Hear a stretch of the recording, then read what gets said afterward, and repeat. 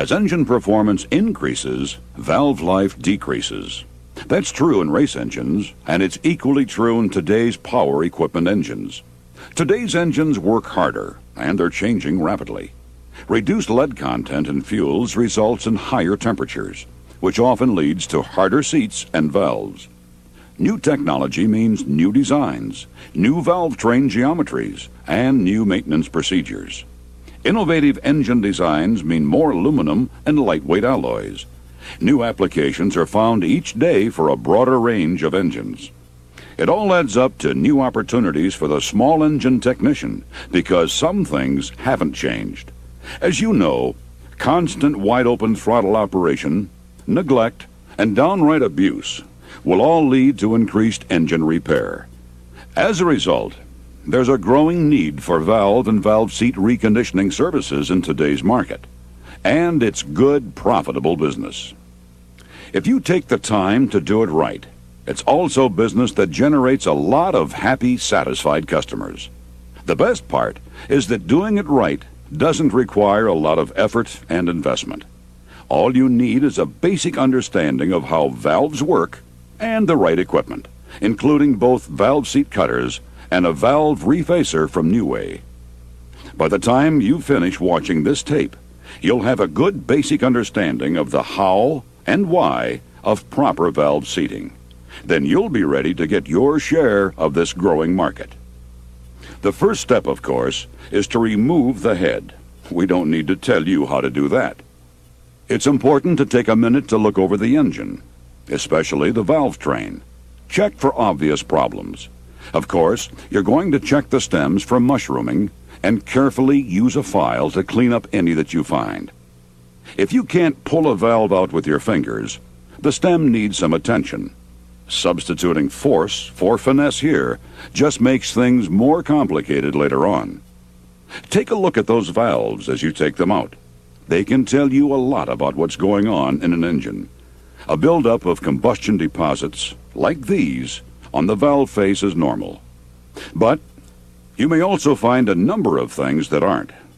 In general, valves fail through either thermal or mechanical fatigue.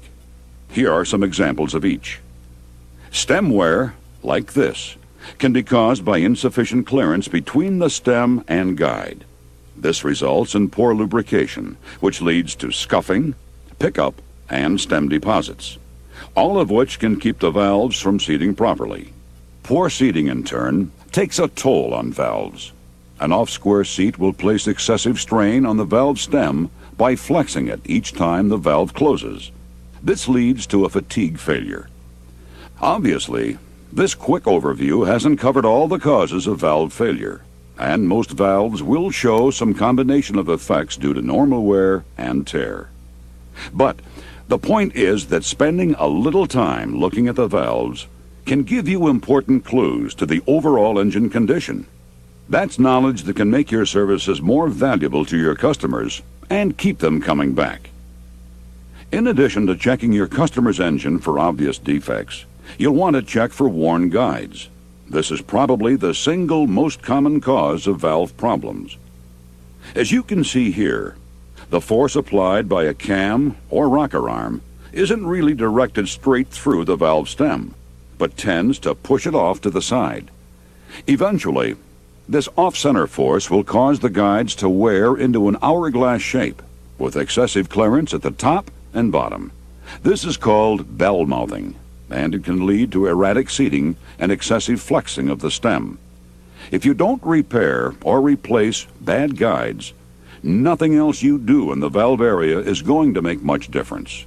Without a properly installed guide with the right clearances, you can't cut a good seat. And if by some accident the seat does come out right, the valve will never fit properly because a worn guide won't let it seat correctly. Newway cutters are designed to produce a three-angle seat that looks like this. These valve seats provide the best combination of sealing efficiency, gas flow, and heat transfer. Three-angle valve seats give maximum durability and optimum performance by ensuring uniform seat width and proper seat location on the valve face. You'll notice that the valve face is cut at a different angle than the valve seat. Normally, the difference, or interference angle, is 1 degree. This is done for two reasons. First, it provides a positive seal at initial startup. Second, it accommodates expansion so you get full contact and optimum heat transfer when the valve and seat are at operating temperature. The exact angles vary with different manufacturers, so it is important to check the specifications for the engine you're working on and select the correct New Way cutters. In this example, the bottom narrowing angle is 60 degrees, the seat is 46 degrees, and the top narrowing angle is 31 degrees. The valve face would be cut at 45 degrees to provide a 1 degree interference angle. Or, if you have a 30-degree intake valve, as shown in this engine, the bottom narrowing angle is 60 degrees, the seat is 31 degrees, and the top narrowing angle is 15 degrees. By the way, cutting valves and seats with tungsten carbide produces better results than grinding. New Way cut seats and valves are flatter, and the texture left on both surfaces promotes more efficient seating. Cutters are more cost-efficient and last longer than grinding equipment. They are simple to operate and quickly cut a concentric seat. New Way cutters promote a safe, clean working environment by eliminating flying abrasives, disintegrating stones, and messy coolants. Now, let's begin the reconditioning process. The first step after thoroughly cleaning the engine is to measure guide diameter. We're using an expanding ball gauge and micrometer. A quick look at the manufacturer's specifications will tell you whether or not the guides have to be repaired or replaced. Next, you must select the proper pilot. New Way manufactures over 200 sizes of solid tapered pilots and expandable pilots. You'll notice that we prefer using solid tapered pilots. There's a good reason for this. Solid tapered pilots locate on the least worn section of a guide. Naturally, you're going to get more accuracy with a solid pilot. Slide the pilot into the guide until it's snug. Then give it a quarter turn while pressing down. This locks the pilot in position. The pilot's shoulder should be between 1/8 and 5/8 of an inch above the guide. Here's another tip. Don't apply side pressure to the pilot while you're reconditioning the seat. As you can see, it's not too hard to flex a pilot. If you do, your seat won't be concentric with the guide, and your customer won't be happy with the result. Now you're ready to start cutting the seat. A properly cut seat is the correct width, properly located on the valve face, and concentric with the guide to within 2/1000ths total indicator reading, or TIR. Before you start cutting, you may have to adjust the carbide cutting blades in your New Way cutter to span the width of the seat being cut. Loosen the lock screws that hold the wedges in place so you can slide the carbide in or out. This changes the diameter of the cut. That's all, just the diameter. The angles are all precision built into the cutter, so you don't have to worry about them. It doesn't matter if all the carbide blades stick out the same distance, as long as they all span the angle being cut without touching any other part of the combustion chamber. Again, that's because the angles don't change as you move the carbide. When you adjust the blades, be sure to have full wedge contact. Less contact could result in damage to your cutter body. While we're looking at the cutter, you should note a couple of other things. First, keep it clean. Brush chips and dust off after each use. Your carbide blades will last longer, and your seats will have a better finish. Never operate a cutter with missing, broken, or chipped blades. Check your cutter to be certain that it has not been dropped or misused. New Way stocks a full line of carbide blades and replacement parts for your valve seat cutters, and we can provide overnight service. Most shops keep a New Way repair kit containing spare blades, wedges, and lock screws on hand, so they won't be tempted to use a tool that needs repair. Now let's see how easy it is to cut a valve seat. First, slide the cutter down the pilot until it touches the seat. You'll make the 60-degree bottom narrowing cut first. Rotate the cutter clockwise by hand to make certain it doesn't hit any part of the combustion chamber. If it rotates freely, you're ready to put the T-wrench in place and start cutting. For increased durability, we have added a steel insert to the T-wrench. Use two hands and apply pressure gradually as you turn the cutter. Ease the pressure on and ease it off. Try not to stop turning the cutter at the same place each time. Do not lift the cutter between turns. Keep cutting until the contact area is clean and smooth all the way around. Next, do the top narrowing cut, in this case using a 31-degree cutter. Depending on how badly worn the old seat was, you may notice that both narrowing cuts remove more material from one side of the seat than the other. This is normal. What's happening is that the seat is actually being moved so it becomes concentric with the valve guide. You can do that by accident too, which is why you have to be careful about placing side pressure on the pilot. The trick is to feed the cutter straight down the pilot and let it do the work. We can't show it to you here, but you'll be able to feel the cutter bite when it begins to cut.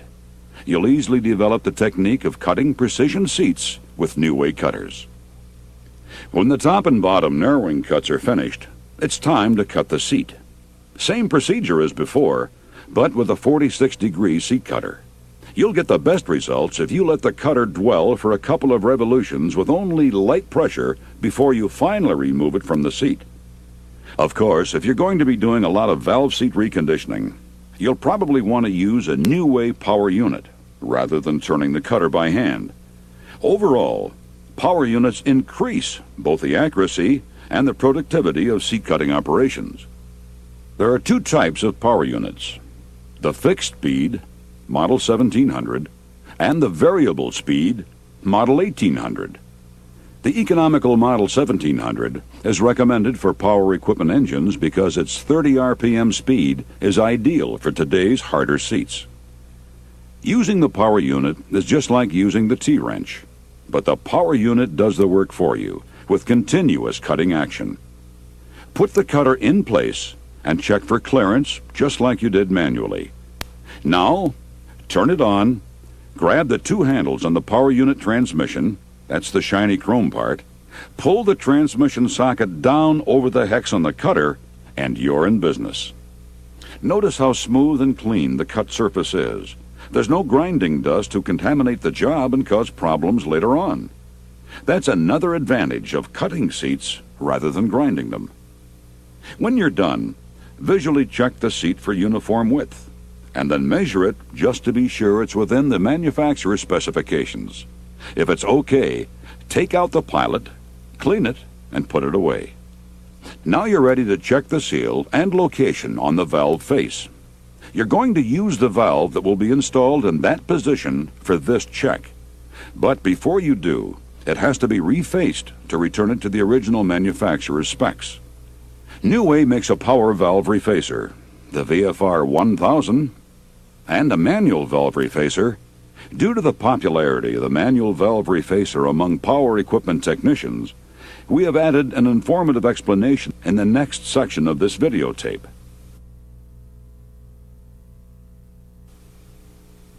As you can see on this valve, carbide machine valve faces have the same advantages as New Way cut valve seats, and they work exceptionally well together. Insert the refaced valve in the guide and gently tap it on the seat. The key word is gently, as very little force is required. We prefer tapping the valve on the seat or using Prussian blue to check seat location and seal. Take the valve out and look at the face. What you'll find is a very thin line, highlighted here, where the top edge of the seat contacted the valve face. The line should be unbroken, and about 1/3 of the way in toward the center from the valve margin. If location and seal are correct, you're all done with that seat.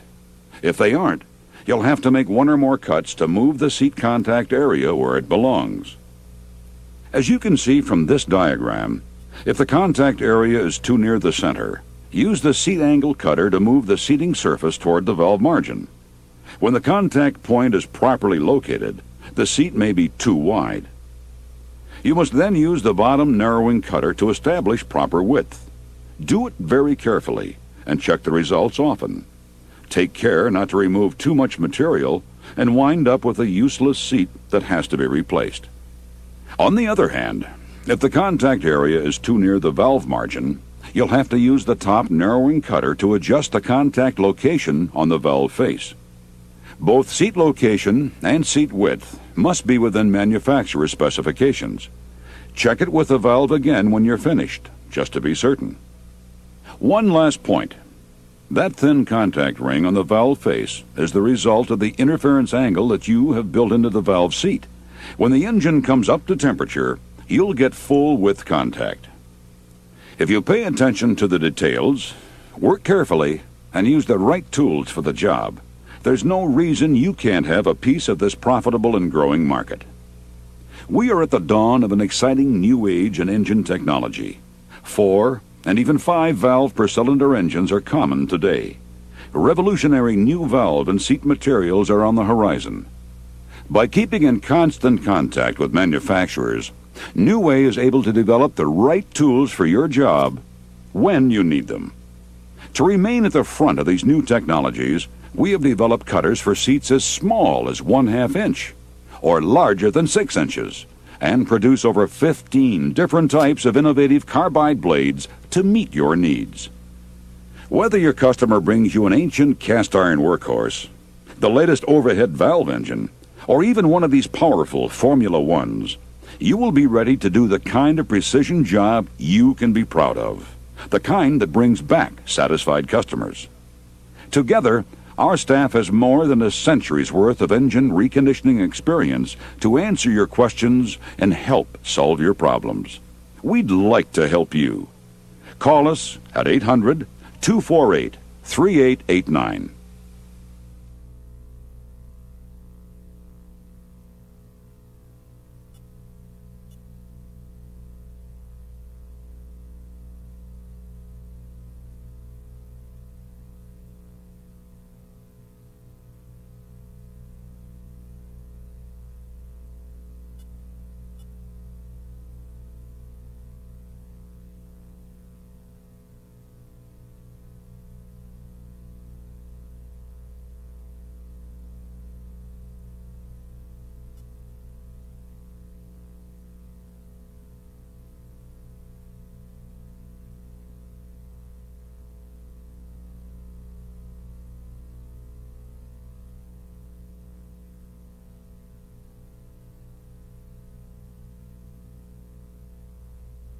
Reconditioning the valve seat is only half of the job.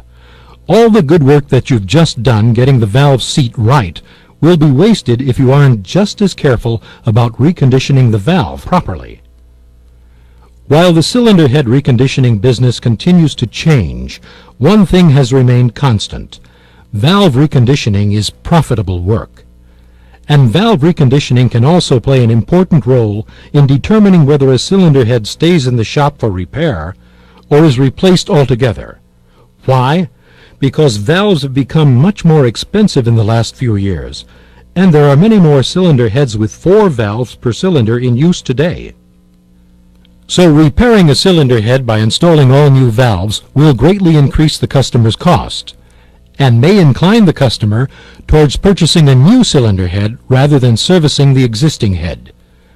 Reconditioning valves also enables you to turn your work around faster. There's no waiting around for that odd-sized valve to come in when you can recondition the existing valves. New Way Manufacturing has taken its unique method of machining with tungsten carbide and applied it to valve reconditioning. New Way offers an easy-to-use, hand-operated valve refacer, the Gizmatic, as well as the VFR 1000 motorized valve refacer. Each of these offers distinct advantages. To view only the segment describing the features and benefits of New Way's Gizmatic valve refacer, please fast-forward the tape 16 minutes ahead from this point. Let's begin by discussing the critical points of valve reconditioning. When we recondition a valve, we are essentially doing 2 things. We are correcting any misalignment that may exist between the stem of the valve and the face of the valve, and we are resurfacing the valve face in such a way that we will have a flat surface at the desired angle with a surface finish conducive to positive sealing and heat transfer. Remember that when we cut the valve seat, we brought it into concentric alignment with the valve guide. Now we are doing the same thing with the valve, bringing the face into concentric alignment with the stem. Before we take the time to recondition a valve, we need to make sure that the valve is worth reconditioning. After the valve has been cleaned, take a look at the stem and check for any galling, scuffing, or unusual wear. Check the keeper grooves and the tip of the valve for any problems, and inspect the valve head and fillet. The majority of valve ailments can be detected by a simple visual inspection. Now measure the valve stem with a micrometer to check for wear. Mic the stem at the top, middle, and bottom, and remember that many valves are tapered at the top to allow for expansion. If the stem is worn beyond the manufacturer's tolerance or damaged, there's no point in reconditioning the valve. We also need to make sure that the valve has not been bent. New Way offers a valve concentricity gauge to accurately check the runout between the valve stem and the valve face. Now let's take a look at the VFR 1000 motorized valve refacer. At first glance, we can see that this machine is noticeably smaller than a traditional valve grinder. The machine is only as big as it needs to be. Since there's no large spinning stone to stabilize, there's no need for the machine to have a large, heavy casting. And since there's very little heat generated when machining a valve, there's no need for coolant and the mess that it creates. That's another advantage of the VFR 1000, its cleanliness. Imagine having nothing more than a few chips to clean up. That's why the VFR 1000 has become a favorite of racers. They appreciate a small, clean machine that goes easily onto the trailer and off to the track. Yet the VFR 1000 is just as accurate as a much more expensive valve grinder, and it has nearly the same work range. The VFR 1000 can reface valves with head diameters from as small as a ½ inch out to 2½ inches, and stem diameters from 3.8 millimeters to a ½ inch. Now let's take a look at some of the operating features. The unique feature of the VFR 1000 is that it machines valves with a carbide insert rather than grinding them with a stone. There are several advantages to this. First, in terms of the quality of the surface, the VFR 1000 will obtain a surface texture that is superior to most ground valve surface finishes. Cutting with carbide machines the material off in a concentric pattern, and machined surfaces are excellent for sealing and heat transfer. Ground surfaces are also very good for sealing and heat transfer, but keep in mind that the surface of a stone is constantly changing as it works. The quality of a ground surface will only be as good as the quality of the surface of the stone that was used to grind that surface. That means the stone must constantly be redressed in order to maintain the work quality. Tungsten carbide does not change shape as it works, so the quality of the work is never at the mercy of the condition of the stone. The cutting tool is controlled by two different hand wheels. One hand wheel determines the depth of the cut, while the other controls the speed of the tool across the valve face. The spindle speed is controlled here. At 100%, the spindle is turning at about 1300 RPM. The valve is held by a collapsible double-cut collet. Notice that the collet collapses over its entire length, so there's more bearing surface holding the valve on center than there is with the chucking systems found on most conventional valve grinders. The cutting angle adjusts quickly and easily to the 45-degree and 30-degree positive stops. The VFR 1000 comes with an abrasive disc which is used to resurface the tip of the valve. Now let's reface a valve. First of all, we'll need to make sure that the machine is set to cut the valve face at the desired angle.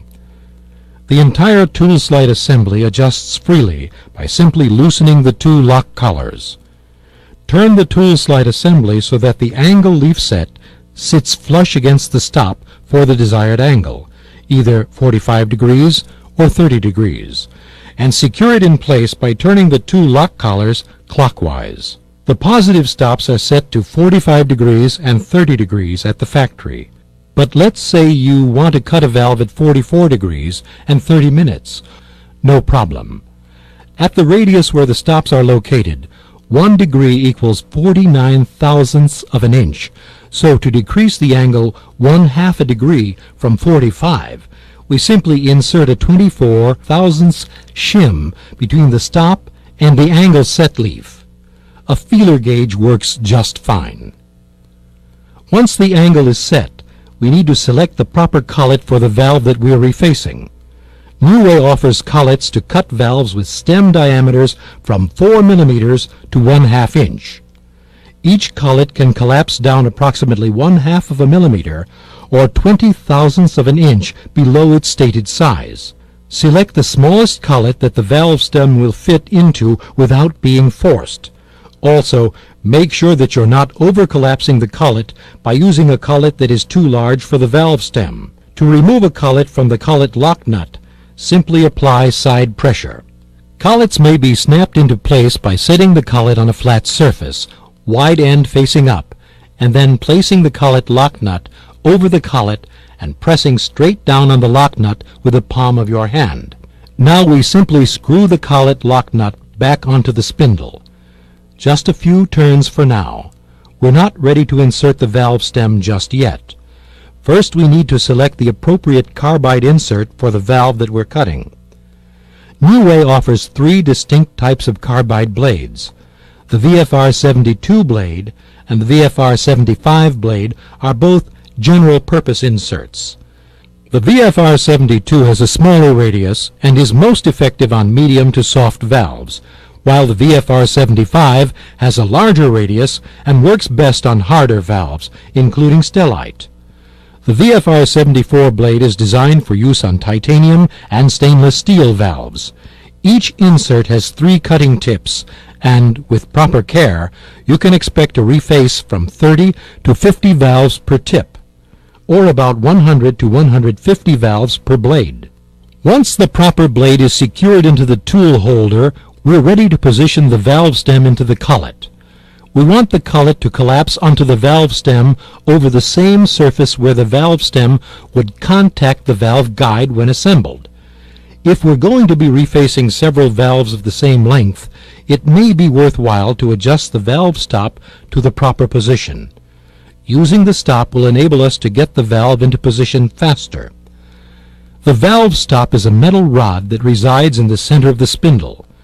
Adjust the valve stop into position by using the valve stem to push it toward the left or your finger to push it to the right until the stop has been adjusted to the correct position. Secure the valve in place by turning the collet lock nut clockwise. You'll need to hold the spindle with your left hand to keep it from turning as you're tightening the lock nut. Next, the steady rest is secured into position. The spring-loaded steady rest provides support to the cutting action and also minimizes chatter. The steady rest is most effective when it's positioned to contact the valve in the area of the fillet radius. The safety shield is moved into position and the machine is ready to reface the valve. Turn the machine on and set the speed control at 30%. We'll talk more about speed later in the tape. First off, we will need to locate the valve face with the cutting